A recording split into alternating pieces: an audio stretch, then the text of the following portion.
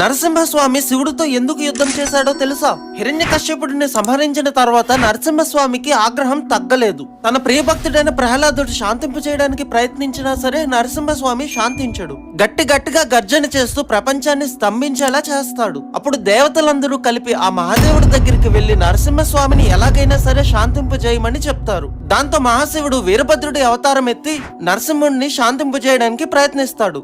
అది విఫలమవడంతో శివుడు అతి భయంకరమైన శరభావతారం ఎత్తుతాడు. శరభేశ్వరుడు సింహపు తలతో, గ్రద్ద రెక్కలతో, పదునైన గోర్లతో, పొడవాటి తోకతో ఉంటాడు. శరభ నరసింహుడితో పోరాడి ఓడిస్తుంది. అంత శక్తివంతమైన శరభ మరెవరో కాదు, ఆ పరమేశ్వరుడు అని గ్రహించిన నరసింహుడు శివుడిని శాంతించమని శివాష్టోత్తరం చదువుతుంది. దాంతో శరభేశ్వరుడు నరసింహుడిని తనలో ఐక్యం చేసుకుంటూ ఇలా చెప్తాడు: శివుడు మహావిష్ణువు పాలల్లో పాలలాగా నెయ్యిలో నెయ్యిలాగా ఎప్పుడూ కలిసే ఉంటారు అని. అందరూ చెప్పండి, జై నరసింహ స్వామికి.